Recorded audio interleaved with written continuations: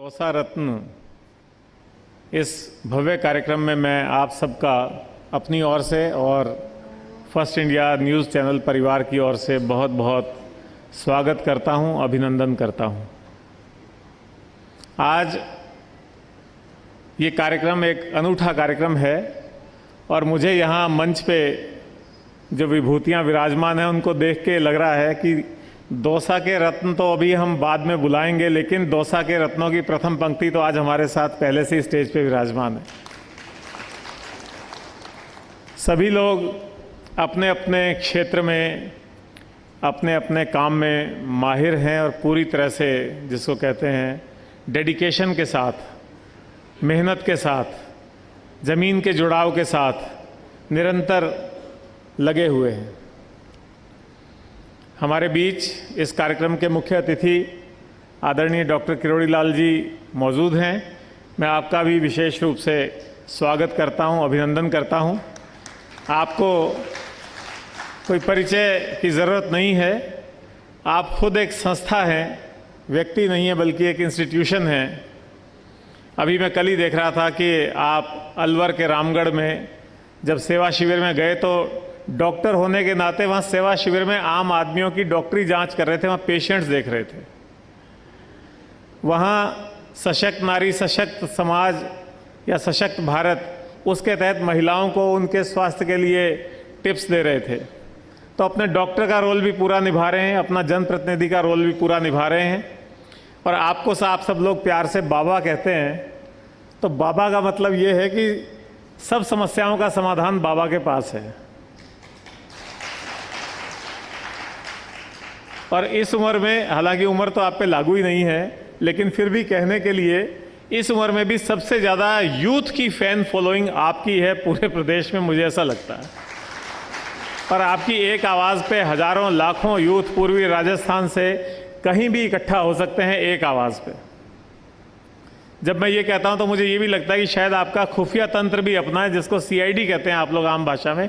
आपका CID का system भी अपना ही है, चाहे वो पेपर लीक का मामला हो, चाहे वो कोई और भ्रष्टाचार का मामला हो, चाहे वो कोई और चीज़ उजागर करनी हो, आपका अपना सूचना तंत्र है, आपका अपना खुफिया तंत्र है, उससे वो चीज़ सामने आती है। और तो और आपके समाज का खुद का हाई कोर्ट भी है। तो तो न्याय देने, कमज़ोर, गरीब, पिछड़े की आवाज़ को आगे उठाने, उसका सहयोग देने की पूरी संस्था आप में निहित है और आपके साथ चलती है। यहाँ आपके लोकप्रिय MP मुरारी लाल जी बैठे हैं, ज़मीन से जुड़े हुए हैं, आम आदमी के साथ हर समय उनके सुख दुख में मौजूद रहते हैं। और अभी बात हो रही थी तो कह रहे थे कि मैं 1/3 दिल्ली, 1/3 दौसा और 1/3 जयपुर रहता हूँ। तो आप इससे अंदाज़ा लगा सकते हैं कि उनका ज़मीन से कितना जुड़ाव है। हमारे साथ यहाँ विक्रम बंशीवाल जी और रामविलास जी, दोनों MLA साहिबान सिकराय और लालसोट विराजमान हैं। आप भी युवा, उत्साही, कर्मठ MLAs हैं। दौसा का सौभाग्य है जिले का कि इस तरह के दिन रात काम करने वाले, लोगों की समस्याओं से जुड़े रहने वाले, आम जनता के बीच रहने वाले MLAs दौसा को मिले हुए हैं। हमारे पूर्व मंत्री ममता भूपेश जी, जिनको हम बहन जी कहते हैं, वो भी यहाँ विराजमान हैं। आपने मंत्री के रूप में, महिला विकास विभाग की मंत्री के रूप में महिलाओं के उत्थान के लिए, बच्चों के पोषण के लिए, महिलाओं को आगे लाने के लिए, उनको सुरक्षा प्रदान करने के लिए जो काम किया है वो अविस्मरणीय है। राजस्थान में महिलाएं, बहनें निसंकोच, निडर होकर के घर से बाहर निकल सकें, ये आपकी चलाई हुई एक मुहिम है। और उस मुहिम का असर देखने के आ रहा है कि कैसे राजस्थान में लॉ एंड ऑर्डर एकदम अच्छा चल रहा है। इसी तरह से मंच पे हमारे साथ हमारे यहाँ की सभापति और प्रधान जी भी विराजमान हैं। मैं आपका भी स्वागत करता हूँ। हमारे साथ आपके यहाँ के जिला कलेक्टर, जो कि बहुत ही लोकप्रिय और अच्छे जिला कलेक्टर हैं, मुझे बड़ा अच्छा लगा। यहाँ जितने भी जनप्रतिनिधि हैं, इंक्लूडिंग डॉक्टर साहब, सब ने कहा कि हमारे कलेक्टर बहुत अच्छे हैं। तो प्रशासनिक क्षेत्र में अपनी अलग पहचान रखने वाले देवेंद्र जी का भी मैं स्वागत करता हूँ। SP साहब अभी थोड़ी देर में आएंगे। इसके अलावा जो बाकी यहाँ CO जिला परिषद और एडिशनल एसपी साहिबान और बाकी सरकारी अधिकारी कर्मचारी बैठे हैं, उनका भी स्वागत है। और दौसा के जो माननीय जनप्रतिनिधिगण हैं, दौसा के निवासी हैं, नागरिक बंधु हैं, उनका स्वागत करने के साथ साथ जिन लोगों का आज यहाँ दौसा के रत्न के रूप में चयन हुआ है, उनका भी मैं बहुत बहुत स्वागत अभिनंदन करता हूँ। एक समय था, हम लोगों ने जब नौकरी शुरू करी थी, तब दौसा जयपुर ज़िले का हिस्सा होता था। बाद में दौसा ज़िला बना, लेकिन फिर भी दौसा को वो जगह नहीं मिल पाई जो दौसा डिज़र्व करता था। चाहे वो पानी की समस्या रही हो, चाहे वो शिक्षा की समस्या रही हो, चाहे वो बेरोजगारी की समस्या रही हो, चाहे वो इंफ्रास्ट्रक्चर की समस्या रही हो, कुछ ना कुछ चीज़ें ऐसी थी जो दौसा के विकास को रोकती थी। लेकिन ये मेरा विश्वास है कि अब आने वाले समय में दौसा एक नए रूप में सामने आने वाला है। इस जो हाईवे है उसके एक तरफ तो गुड़गांव है और गुड़गांव का विकास किसी से छुपा नहीं है, और हाईवे के दूसरे हिस्से पे दौसा है। मैं समझता हूँ जयपुर से भी ज़्यादा अच्छी लोकेशन पे, अच्छी कनेक्टिविटी के साथ आज दौसा मौजूद है।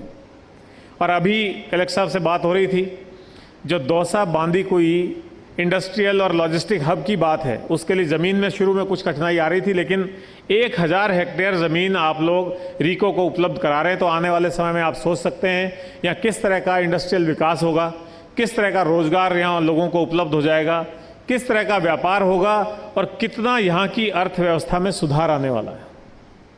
तो आने वाला समय दौसा का है, ख़ास तौर पे इस दिल्ली मुंबई कॉरिडोर की वजह से, ख़ास तौर पे इस इंडस्ट्रियल हब के विकास की वजह से। और एक सबसे बड़ी बात ERCP, जो कि सरकार के खाते में सबसे महत्वपूर्ण उपलब्धि है कि सरकार ने आते ही पहले कुछ महीनों में ही वर्षों से अटकी हुई ERCP परियोजना को लागू कर दिया। मुख्यमंत्री खुद उस काम के पीछे पड़े, डॉक्टर साहब का बड़ा भारी योगदान उसमें रहा, और ये सब होकर के ERCP योजना अब लागू होने की स्थिति में है। अभी डॉक्टर साहब बता रहे थे कि ईसरदा बांध से जो है दौसा रिचार्ज होने वाला है, और दौसा में पीने के पानी की समस्या और जो यहाँ फ्लोराइड की समस्या है वो जल्दी ही दूर होने वाली है।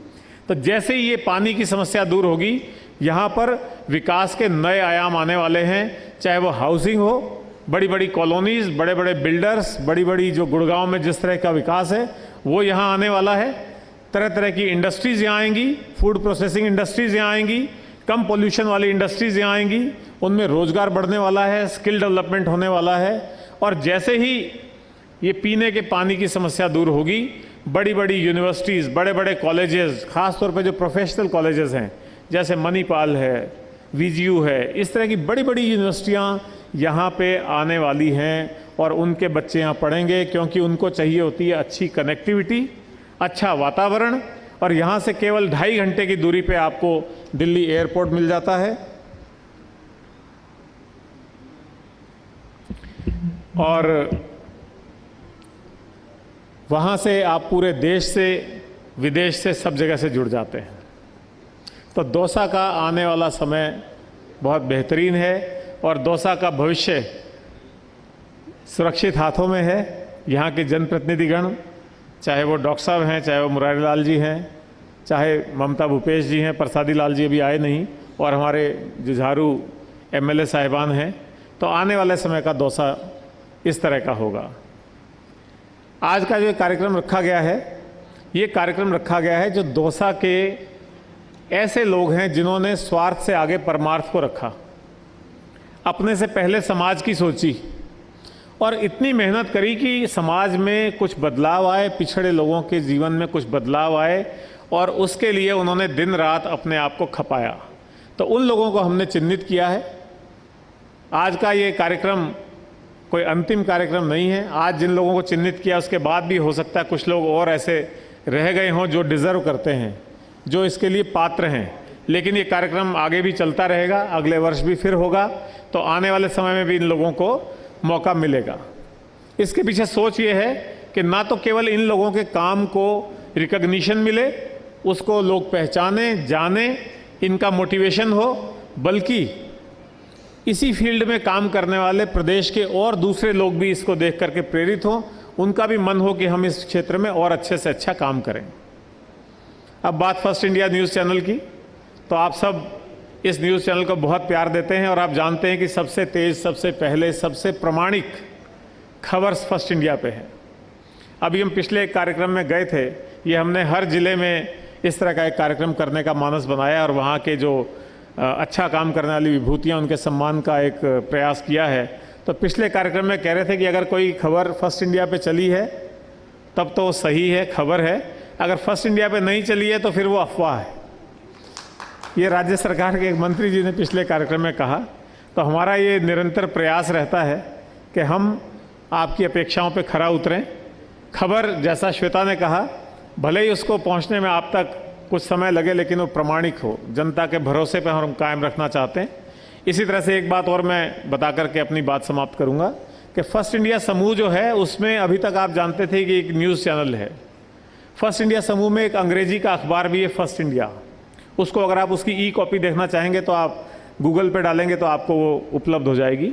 इसी तरह से कुछ समय पहले, लगभग साल होने को आया, सच बेधड़क नाम का हिंदी अखबार भी फर्स्ट इंडिया समूह ने अपने ग्रुप में शामिल कर लिया और वो अखबार भी काफ़ी अच्छा काम कर रहा है और काफ़ी अच्छी, प्रामाणिक और बेहतरीन खबरें उस अखबार में आ रही हैं।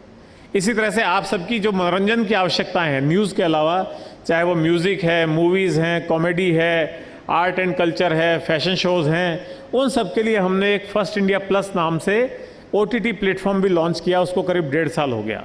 तो अगर आप गूगल प्ले स्टोर या एप्पल स्टोर पे जाकर के फर्स्ट इंडिया प्लस टाइप करेंगे तो आपको वो ऐप आ जाएगी। निःशुल्क ऐप है और उस पर राजस्थान को फोकस करते हुए सभी तरह का एंटरटेनमेंट उपलब्ध कराया गया है।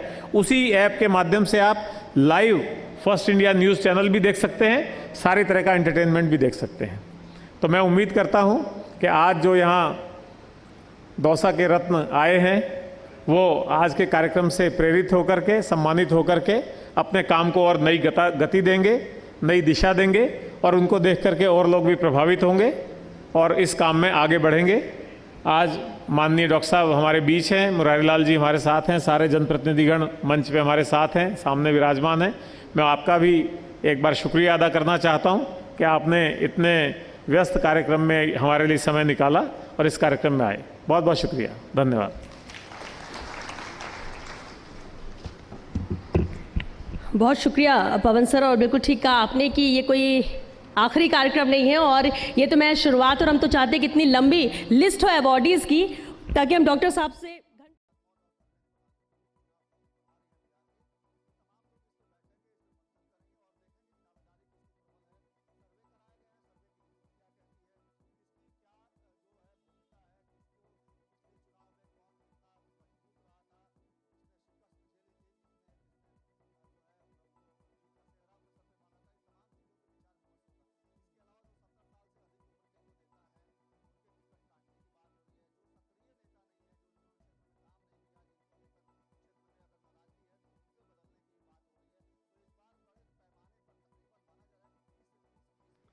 भूमिका रही है।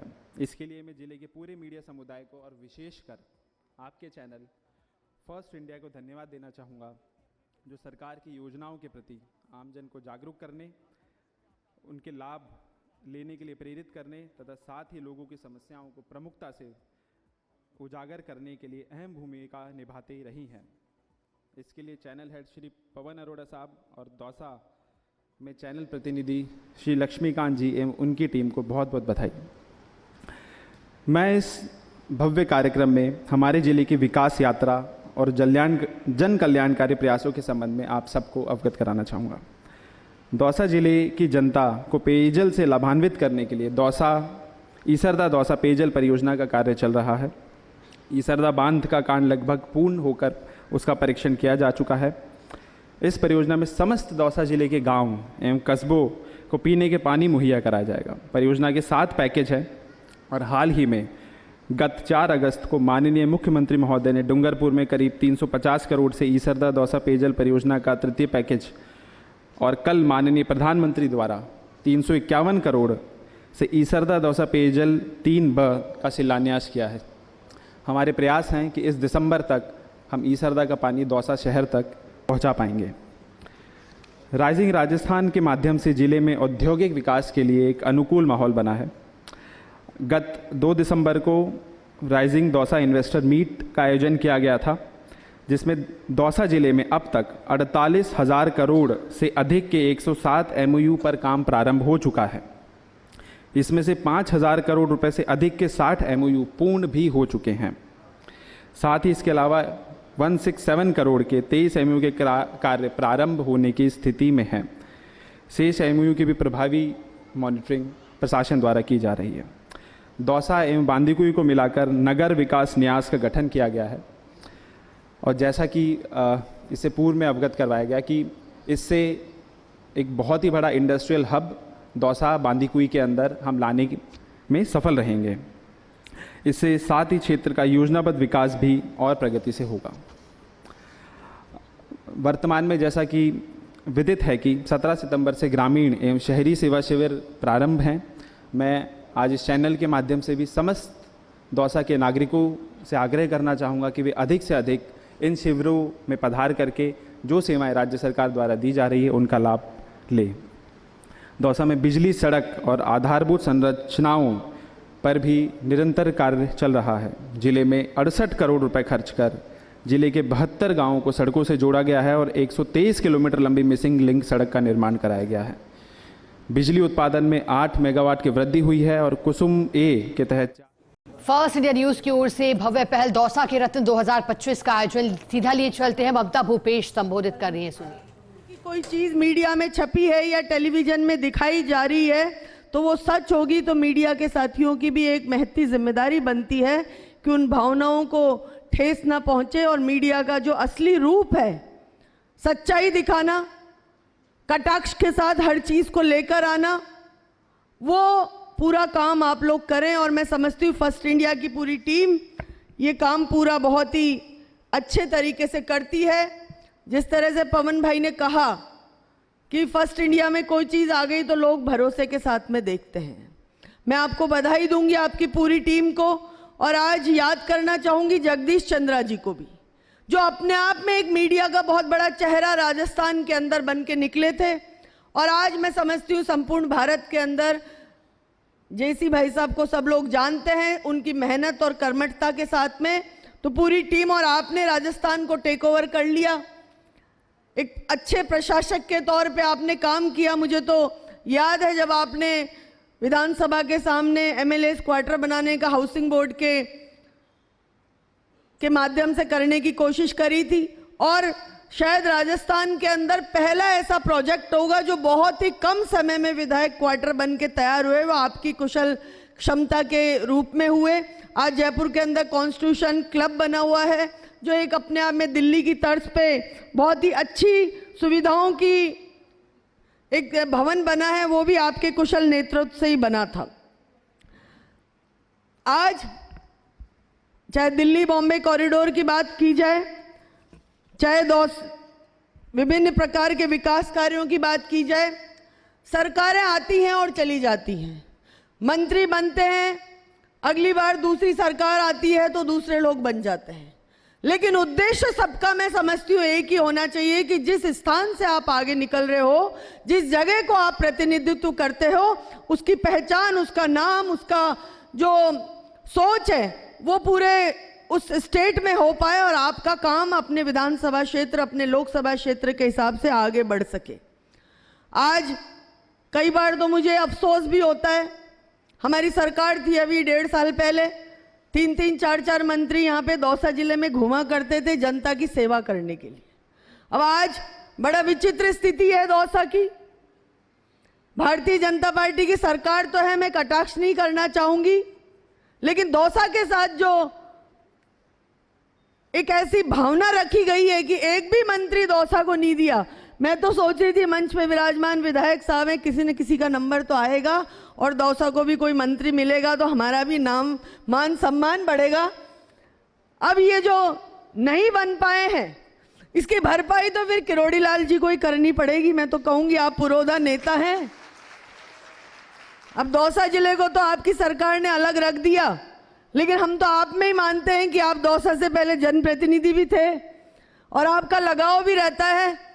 तो आप वो जो हम 3-3, 4-4 लोग काम करते थे वो काम आपको अकेले को करना पड़ेगा, करना चाहिए, जिससे दौसा में ये ना लगे कि अभी सरकार दूसरी है। साथ में ही मैं ये भी कहना चाहूंगी,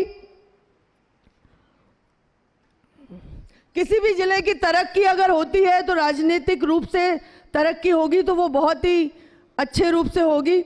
आज मुझे खुशी है कि फर्स्ट इंडिया ने तमाम पार्टियों के साथियों को, तमाम जनप्रतिनिधि, आज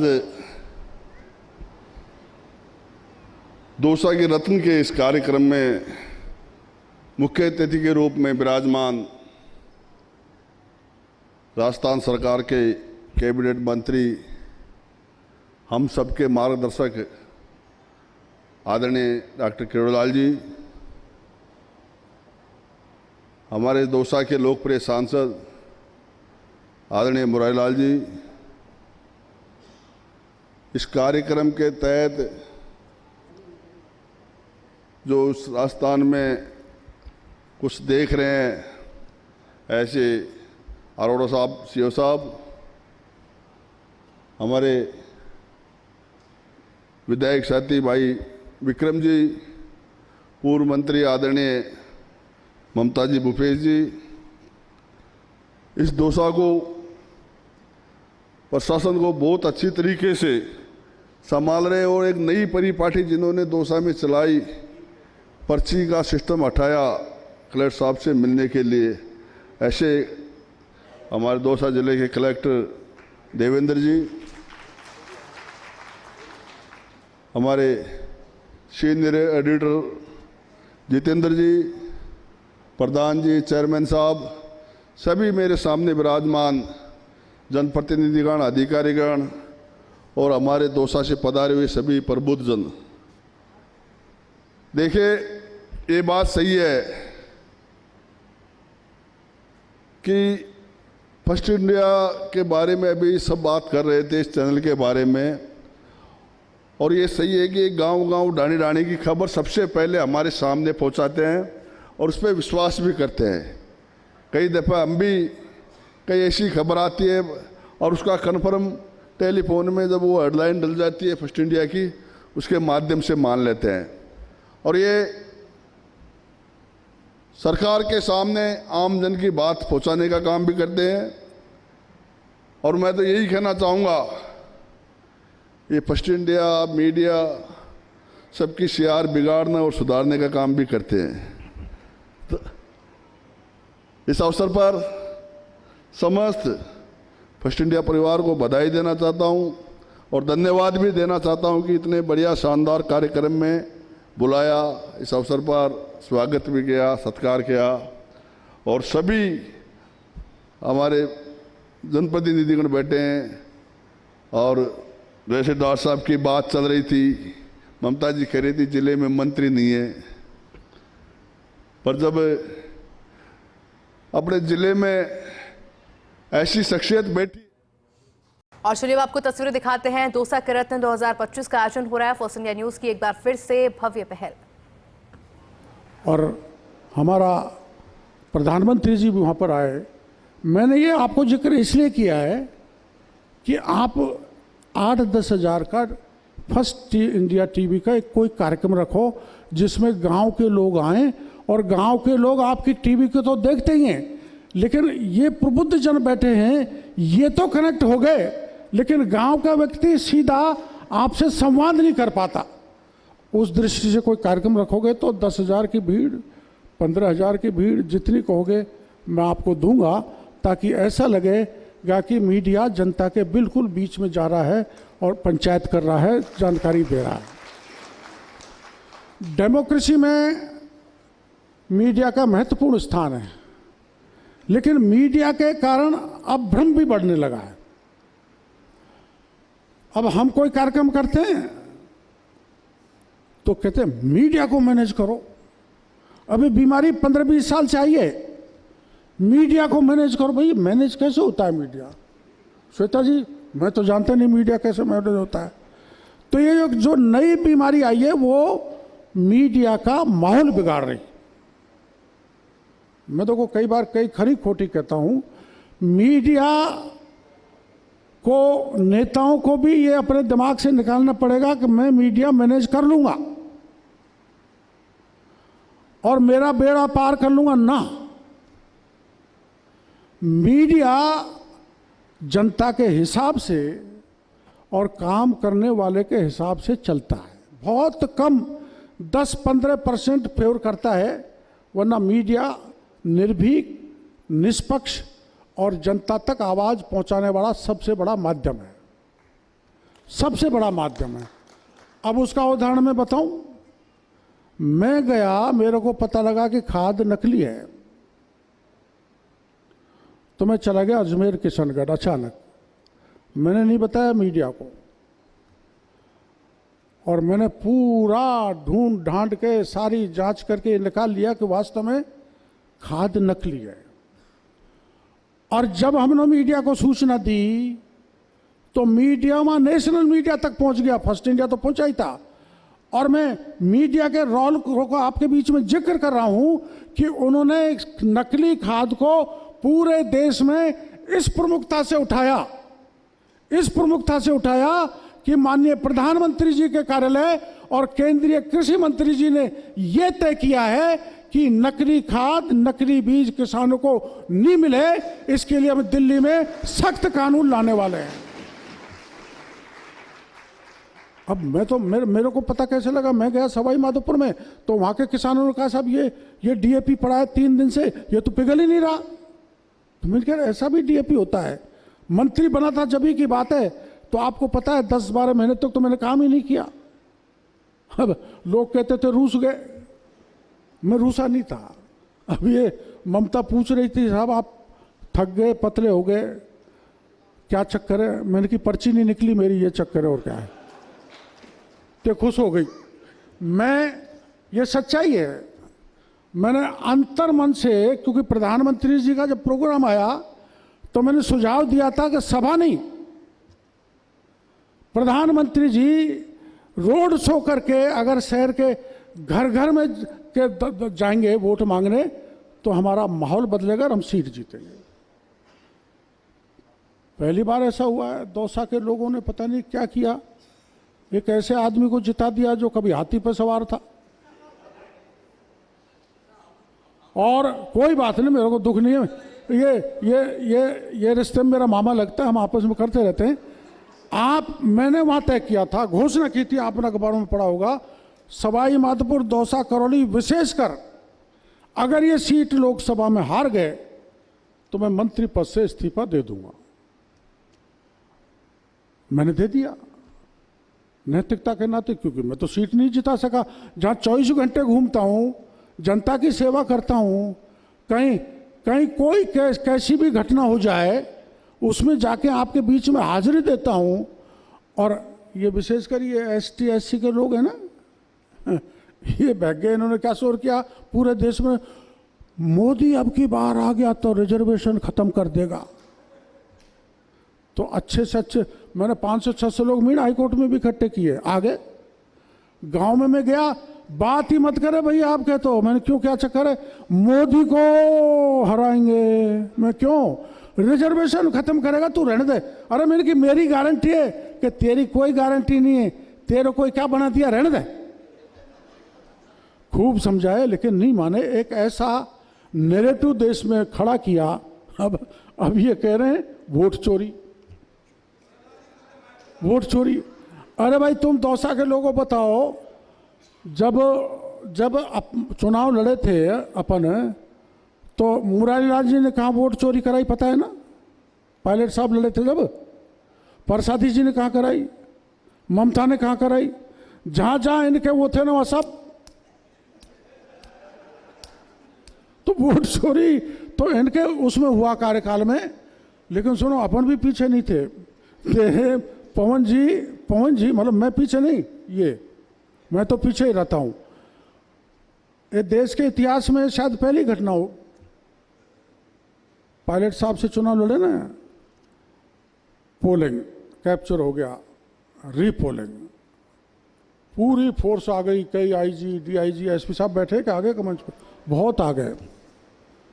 फिर रीपोलिंग पे रीपोलिंग है? कभी हुआ है ऐसा? रीपोलिंग तो कलेक्टर और SP सस्पेंड हो गए। कलेक्टर एसपी सस्पेंड हो गए। और अरे यहाँ की जनता ऐसी भी है कि मेरे पे मेहरबानी की ना तो 2009 में मेरे को निर्दलीय जिता दिया। और कैसे जिताया श्वेता जी? बीजेपी और कांग्रेस दोनों की जमानत जब्त कर डाली। और फिर मेरे को अब सबक सिखा दिया, बढ़ता है बड़ा नेता, उपचुनाव में पीट पाट के विदा कर दिया। तो देश की जनता का करैक्टर ऐसा है, देश की जनता अति को ज़्यादा बर्दाश्त नहीं करती है। देश के जनता और इलाके की जनता के बीच में रहकर सतत सेवा भाव से अहंकार नहीं चलता, अहंकार नहीं चलता। अभी मुरारीलाल जी 2,45,000 से जीत गए तो मैंने संसद में देखा तो यूँ खड़ के चल रहे थे। ये नहीं चलता। मैं तो मंत्री बनने के बाद भी आपको झुक के नमस्कार करता हूँ ना भाई, और जब भाई हार गया तब से ज़्यादा झुक के करता हूँ ना। ये देखो, इसलिए आप झुक के क्या करो। अरे वो तो छोड़ो, रहना तो, कैसे जीतो यार, हमको पता है। तो ये जो हमारे लोग यहाँ पर आए, मीडिया के अच्छे प्रबुद्ध जनों को आपको यहाँ पर बुला के ये जो कार्यक्रम रखा है, ये अति प्रशंसनीय है।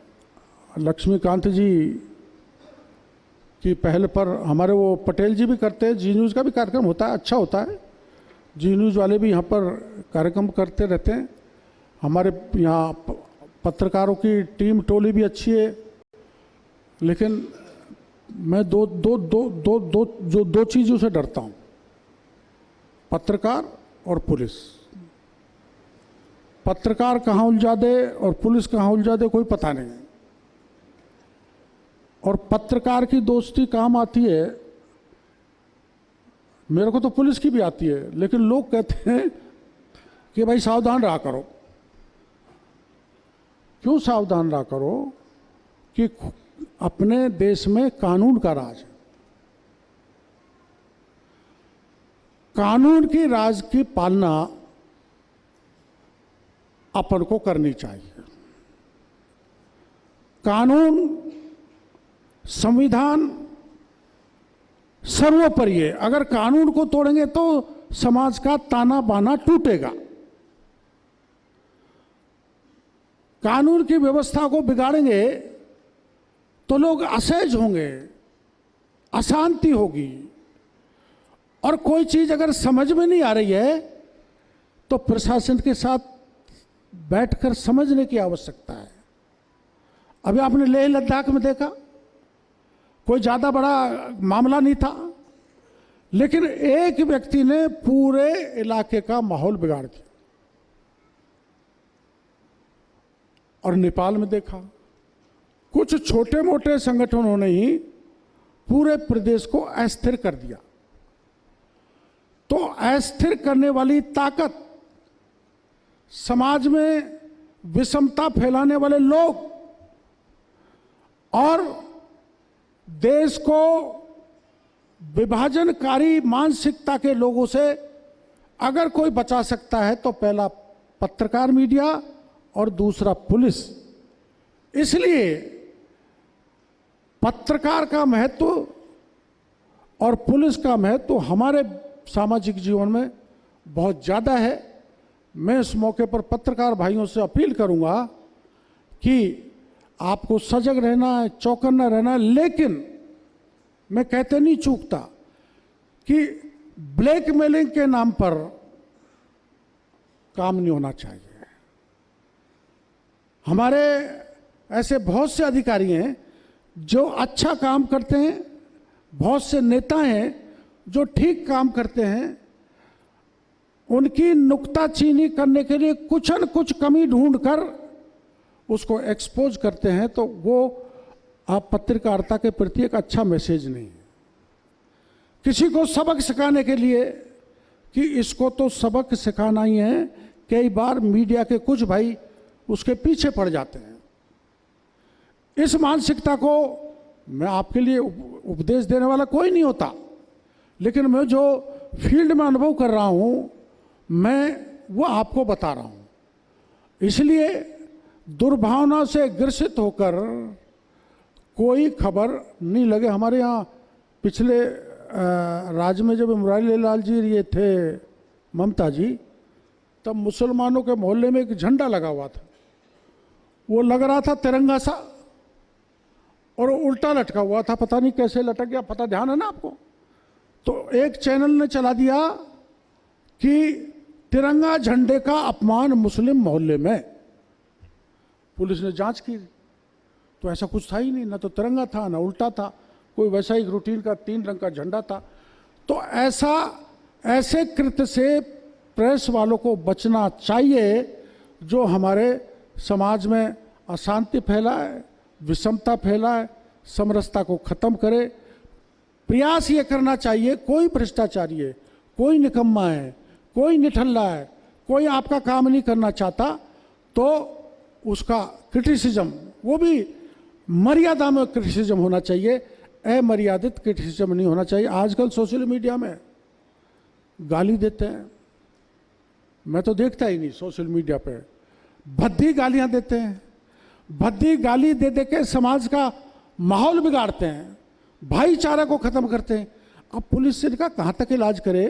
तो इसलिए मैंने आपको पवन जी कहा, कोई ऐसा नैतिक आचरण पर, कोई सामाजिक समरसता पर, अपनी कोई विरासत पर, अपनी संस्कृति पर, राष्ट्रीय भावनाओं से ओतप्रोत किसी बिंदुओं पर कोई न कोई कार्यक्रम आपके चैनल पर चलेगा तो मेरी समझ में हमारे समाज का माहौल सुधरेगा। और जो युवा पीढ़ी आज भटक रही है, अब हमारे यहाँ इलाके में नशाखोर बहुत है, बहुत ज़्यादा नशा बढ़ता जा रहा है, और बाकी के रूटीन के काम, चोरी चपाटी तो बहुत हो ही रही है, उसके कई कारण हैं।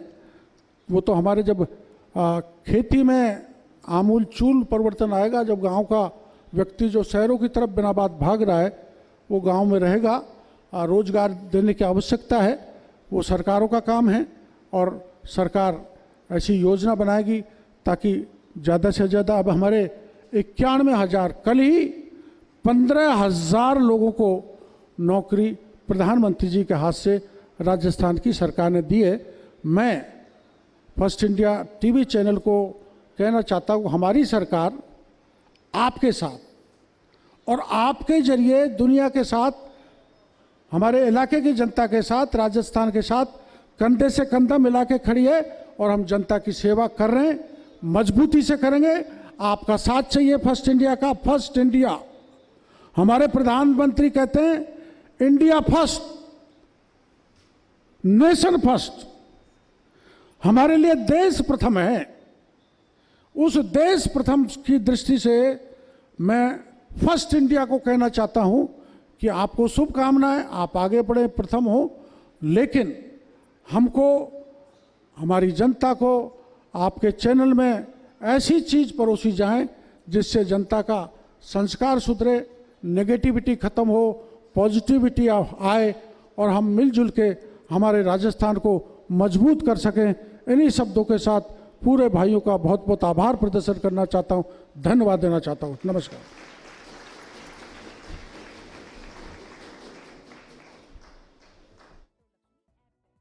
परसेंटेज वाइज देखी जाए तो उनसे हम 10 गुना आगे हैं, और ट्रेन रुकने में हम पीछे हैं। बांदीकुई रेलवे स्टेशन का अगर रेवेन्यू देखा जाए तो जयपुर से चलकर अगर रेवाड़ी जाते हैं तो जयपुर के बाद दूसरा रेवेन्यू जनरेट बांदीकुई में होता है, और फिर भी ट्रेनों का ठहराव कम है।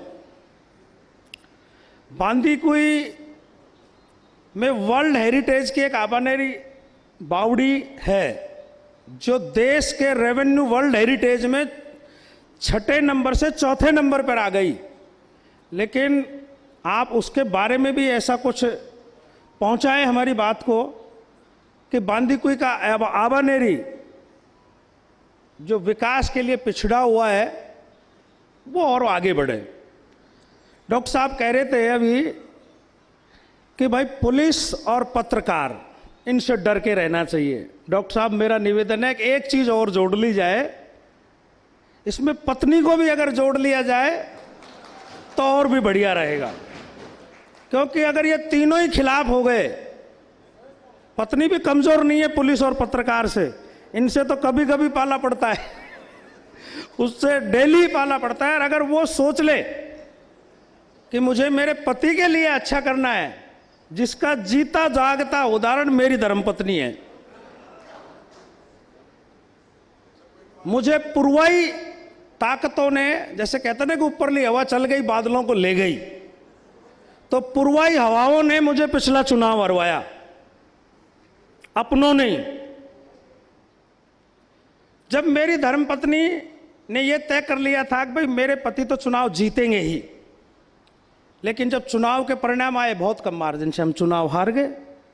और खेल में और राजनीति में जब दो पहलवान लड़ते हैं तो एक तो हारता ही है, एक जीतता है। लेकिन मैंने ये सोच लिया कि भाई मुझे हार नहीं माननी है।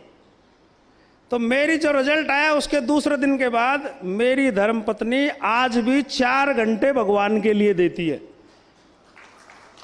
और माननीय अरोड़ा जी, आपने बनाए जो फ्लैट बहुत अच्छे हैं, लेकिन वहाँ क्या मंदिर पास में नहीं था। और मैंने पुराना इसलिए लिया, M19 के लगता हुआ मंदिर है बजाज नगर में, क्योंकि मुझे 4 घंटे, मुझे पहले उस मकान की चिंता नहीं थी, उस भगवान की पूजा के लिए धर्मपत्नी जाए, इसलिए मैंने बजाज नगर M19 लिया, क्योंकि मंदिर लगता हुआ है। डॉक्टर साहब बता रहे थे कि नांगल में मीणा हाई कोर्ट है। मैं आपको अवगत कराना चाहूंगा कि इस दौसा जिले में 4 समाजों का हाई कोर्ट है। नांगल में मीणा समाज का और बसवा में 3 समाजों का हाई कोर्ट है। सैनी और इसका काम है कि सच्चाई दिखाना और साथ में जन जागरूकता फैलाना। और फर्स्ट इंडिया इसमें बहुत अच्छा काम कर रहा है। इसके लिए भी मैं इसको बहुत बहुत धन्यवाद देता हूँ आपके चैनल को कि आप बहुत अच्छा इसमें काम कर रहे हैं। और ये सही है कि फर्स्ट इंडिया की न्यूज़ सच होती है, क्योंकि साहब जब मुझे टिकट मिला था तो फ़ोन आ रहे थे कि टिकट हो गया, लेकिन मैं भी टीवी पे बैठा रहा जब तक फर्स्ट इंडिया में नहीं देख लें, जब तक टिकट मानूंगा नहीं। अभी सरकार का बहुत अच्छा फोकस दौसा के ऊपर है और उसी के अंतर्गत मेरे विधानसभा के अंदर भी स्टोन पार्क की एक घोषणा की गई थी, जिसको लेकर बहुत जल्द काम शुरू होने वाला है। कलेक्टर साहब से भी बात हुई थी, जब उन्होंने बताया कि ज़मीन चिन्हित हो गई है और बहुत जल्द वो काम भी हो जाएगा। तो मैं तो उसके लिए सबसे बड़ा काम मानता हूँ कि राजस्थान सरकार का फोकस पूरा तरह से दौसा पे है। डॉक्टर साहब ने उठते ही कहा ज़्यादा मत खींचना, तो मैं ज़्यादा लंबी बात नहीं करूँगा। हमारी पूर्व मंत्री जी दौसा का पूरा ध्यान रखती हैं और इन्होंने जो मांग की, तो मैं तो यही कहूँगा हमारा एक बाबा सब सौ पे भारी है, तो हमारे को तो ज़रूरत वैसे ही नहीं। हम तो इनके नेतृत्व में जो दौसा के विकास में आगे बढ़ने का काम कर रहे हैं वो करते रहेंगे और दौसा को आगे ले जाने का काम हमेशा करते रहेंगे। मैं साथ में उन लोगों को भी बधाई देता हूँ जो यहाँ पर अभी सम्मानित होने वाले हैं, उनको भी मैं बहुत बहुत बधाई देता हूँ। साथियों, मीडिया का जो प्रमुख वर्ग होता है, मैं समझता हूँ कि बहुत बड़ा महत्वपूर्ण स्थान पूरे देश में प्रजातंत्र में मीडिया का है। जनता की क्या समस्याएं हैं, क्या भावनाएं हैं, क्या प्रॉब्लम है, अच्छा क्या कर सकते हैं, सरकार की क्या योजनाएं हैं, अच्छी योजनाएं क्या हैं, कमी खामियां क्या हैं, नेताओं की क्या कमी खामियां हैं, सरकार के जनता के बीच में एक सेतु का काम होता है। और मैं समझता हूं कि उन सबसे गवर्नमेंट अवगत होती है, अधिकारी अवगत होते हैं। और इस मामले में फर्स्ट इंडिया जब से इन्होंने सफ़र चालू किया है, मैं ETV, शायद पहले ETV के नाम से चलता था पहले, जब जगदीश जी उसमें काम करते थे, और आज फर्स्ट इंडिया के नाम से पूरे देश में काम कर रहा है। और अहम भूमिका सरकार के सहयोग में, जनता के सहयोग में आपकी रहती है। हमारी इच्छा है, ये भावना है कि पवन जी आप और प्रगति करें। आप इसके अब CEO हैं और जिस तरह से आपने कई डिपार्टमेंटों में, मुझे पता है आप जब हाउसिंग बोर्ड में थे और मृत प्राय एक डिपार्टमेंट था हाउसिंग बोर्ड, और एक हाउसिंग बोर्ड की ऐसी इमेज थी पूरे प्रदेश में, कोई मकान लेना भी पसंद नहीं करता था। और उस हाउसिंग बोर्ड को आपने ऐसी स्थिति में पहुंचा दिया कि हर आदमी की फर्स्ट चॉइस ही हाउसिंग बोर्ड हो गई। आप नगर निगम में रहे, वहाँ भी आपकी ये स्थिति रही, आप और जगह वहाँ भी आपने इसी तरह से काम किया। तो निश्चित ही आपके नेतृत्व में ये चैनल और जो भी इससे संबंधित अखबार है वो प्रगति करेंगे, उन्नति करेंगे। साथियों, जहाँ तक पवन जी को काफ़ी जानकारी दौसा में जिस तरह से हम बोल रहे थे, ये हमारा दौसा जिला, हम सौभाग्यशाली हैं। साथियों, भौगोलिक दृष्टि से हमारा जिला मैं समझता हूँ कि सबसे अच्छा जिला है। राजधानी से मात्र 50-60 किलोमीटर पे जिला है। ट्रांसपोर्ट की facility, express highway Delhi Bombay यहाँ से गुजरता है, एक हाईवे आगरा से सीधा जोड़ता है, टूरिज्म का यहाँ ट्रायंगल है, दिल्ली जयपुर आगरा दिल्ली, 55-60 किलोमीटर दूर होने से मात्र 1 घंटा का यहाँ एयरपोर्ट का रास्ता है। ये सारी परिस्थितियों को देखते हुए ये गारंटी के साथ, मैं तो 20 साल से कह रहा हूँ पवन जी इस बात को, और दौसा का भविष्य उज्ज्वल है। बहुत से लोग बैठे होंगे, 15-20 साल से बोल रहा हूँ, और दौसा में बहुत ज़्यादा काम करने की जरूरत है। यहाँ का भविष्य बहुत उज्ज्वल है क्योंकि यहाँ की भौगोलिक परिस्थिति ऐसी है। सबसे बड़ी समस्याएं पानी की थी, और ये 6000 करोड़ का प्रोजेक्ट जो चल रहा है, ये थोड़ा डिले जरूर हो गया। ये दिसंबर 24 तक पूरा होना था ईश्वरदा प्रोजेक्ट पूरा, जिसमें हमारे 1100-1200 गाँव पूरे जुड़ने थे, पानी पहुँचना था। और हम पहले से कह रहे हैं जिस दिन दौसा में पानी आ जाएगा, दौसा बहुत तेज़ी से गति पकड़ेगा, बहुत तेज़ी से गति पकड़ेगा। साल 6 महीने आगे पीछे पानी निश्चित आएगा। ERCP का प्रोजेक्ट अलग चल रहा है, जो सिंचाई की हमारी परियोजना है। तो मैं समझता हूं कि ये सारी बातों को देखते हुए आपने जो आयोजन कर रहा है, इसमें जो यहाँ के नवरत्नों का चयन करते हो, आप जिन आदमियों को आप सम्मानित करते हो, उनको अप्रिशिएट करते हो, निश्चित रूप से उन लोगों का मनोबल बढ़ता है और वो अपने आने वाले जीवन में और अच्छे अच्छे काम करेंगे, अच्छे अच्छे प्रगति करेंगे, जिससे और लोगों को भी शिक्षा मैं समझता हूँ यहाँ मिलेगी। साथियों, शिक्षा का मामला है, जैसा ममता जी बता रही थी, अपने अपने हिसाब से सब व्यक्ति काम करते हैं, कोई कम कोई ज़्यादा। हम जितना समझते हैं, जितना कर पाए हमने भी किया, वर्तमान में भी हम कोशिश कर रहे हैं। जैसा मैंने बताया कि ट्रांसपोर्ट के हिसाब से दौसा की स्थिति बहुत अच्छी है। ये एक्सप्रेस हाईवे गुजरता है, एक्सप्रेस हाईवे गुजरता है और गुजरते हैं, टूरिस्ट प्लेस हैं। अभी मनोहरपुरा दौसा आपका 4 लेन होने वाला है, उसकी करीब स्वीकृति जाने होने वाली है। अपने ब्लैक स्पॉट से वो अपने सेंक्शन हो चुके। तो ये सारी बातें, अभी जो UIT घोषित हुआ है, जो ये इंडस्ट्रियल कॉरिडोर है पूरा, इससे पूरे दौसा की मैं समझता हूँ कि फिजा बदल जाएगी। अभी 2-4 महीने में इतना अंतर आ गया कि यहाँ ज़मीनों के भाव 1 के 4 हो गए।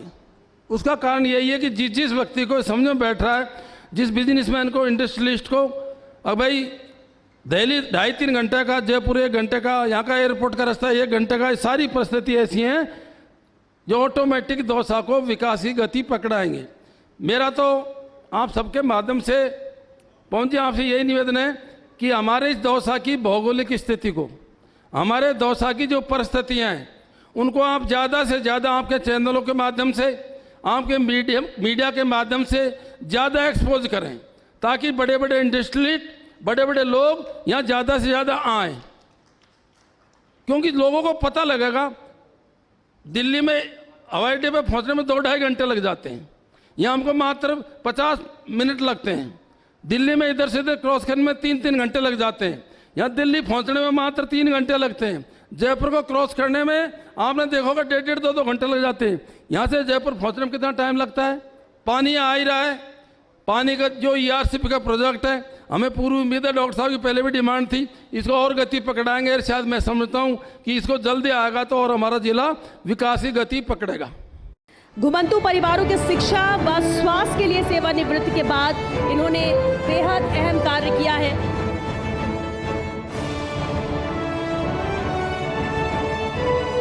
महावीर शर्मा जी, सेवानिवृत्ति के बाद ज़्यादातर लोग आराम करना चाहते हैं कि ज़िंदगी भर बहुत काम किया, लेकिन सेवानिवृत्ति के बाद लगातार समाज सुधार में वो लगे हैं, समाज की दिशा बदलने और खासतौर से घुमंतु परिवारों के शिक्षा व स्वास्थ्य के लिए लगातार कार्य कर रहे हैं। और हमारे दौसा के इस रत्न को फर्स्ट इंडिया भी सलाम करता है। बहुत बधाई आपको इस अवार्ड के लिए। हमारे अगले अवार्डी हैं अमरदास जी महाराज। अमरदास जी महाराज महंत राम मंदिर दौसा गौशाला संचालन में अहम भूमिका है। हम गौ माता माता की सेवा की बात करते हैं, गौशालाओं की बात करते हैं, लेकिन गौशालाओं में व्यवस्था रहे और गाय जो कि हमारे परिवार के सदस्य के तौर पर हो जाती है उसकी सेवा करें। ये एक मैसेज, ये संदेश न्यूज की ओर से भव्य पहल। फिलहाल सम्मानित किया जा रहा है दौसा के रत्नों को। सम्मान उन विभूतियों का और अपनी जिम्मेदारी के साथ इस काम को निभाना, ये उदाहरण है जो आप पेश कर रहे हैं। बहुत बधाई हरि जी आपको। तालियां जोरदार बजनी चाहिए। देखिए, मेहनत को सम्मान मिलता है तो सम्मान में तालियां भी होनी चाहिए। हमारे नेक्स्ट अवॉर्डी है हेमराज मुन्ना।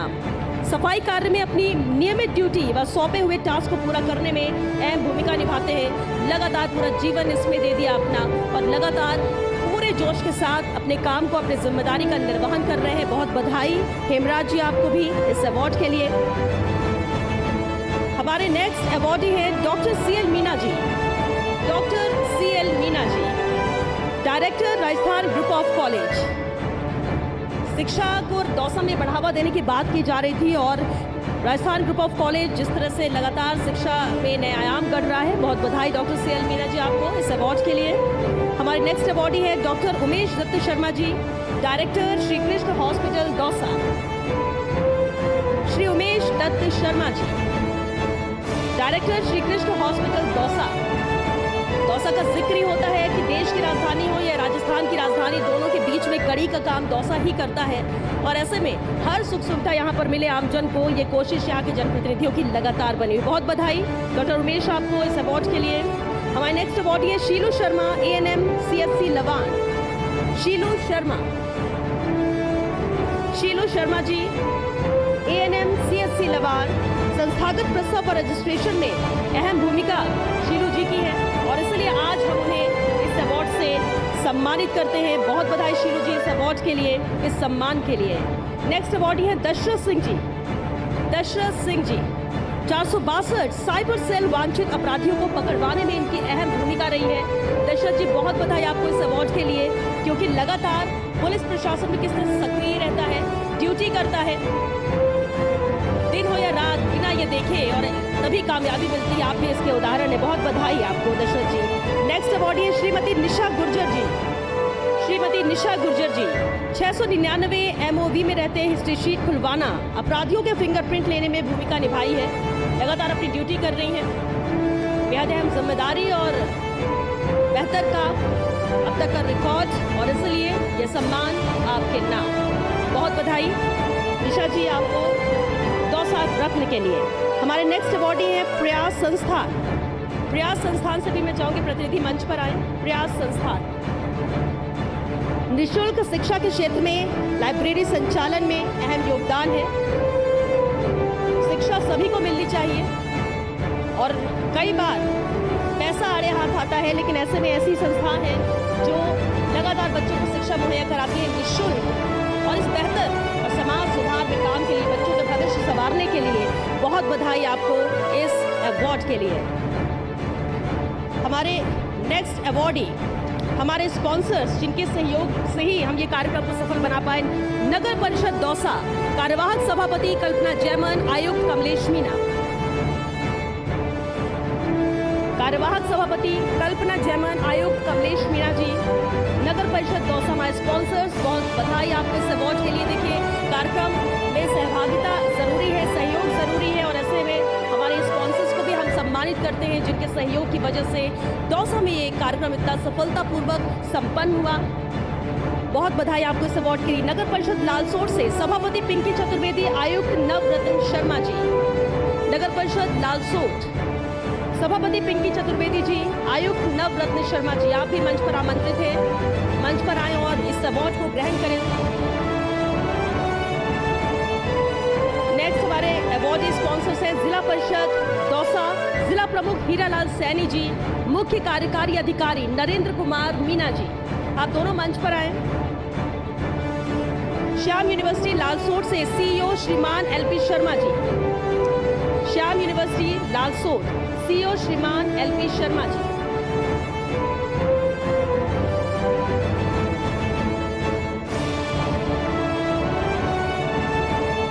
नेक्स्ट अवार्ड है नगर पालिका महुआ, प्रशासक श्रीमती मनीषा रेशम, एसडीएम महुआ, कार्यवाहक ईओ राजेश मीणा, सहायक अभियंता। नगर पालिका महुआ, आप भी मंच पर पहुंचे। नगर पालिका महुआ, प्रशासक श्रीमती मनीषा रेशम, एसडीएम महुआ, कार्यवाहक ईओ राजेश मीणा, सहायक अभियंता, आप दोनों को भी इस अवार्ड के लिए बहुत बधाई, आपके सहयोग के लिए बधाई। इस कार्यक्रम को सफल बनाने में आपके योगदान 2025 का आयोजन किया जा रहा है। फर्स्ट इंडिया न्यूज की एक बार फिर से भव्य पहल। स्पॉन्सर के तौर पर आपके सहयोग के लिए, आपके योगदान के लिए, इस कार्यक्रम को सफल बनाने के लिए बहुत शुक्रिया और बहुत बधाई आपको बाबूलाल जी। इस अवार्ड के लिए मैं आमंत्रित करूंगी हमारे संवाददाता दौसा श्री लक्ष्मीकांत शर्मा जी को वोट ऑफ थैंक्स के लिए।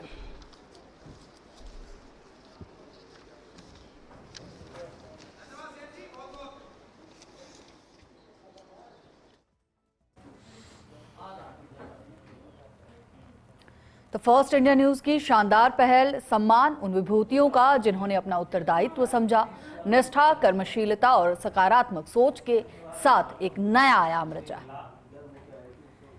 सम्मान समारोह आयोजित किया जा रहा है।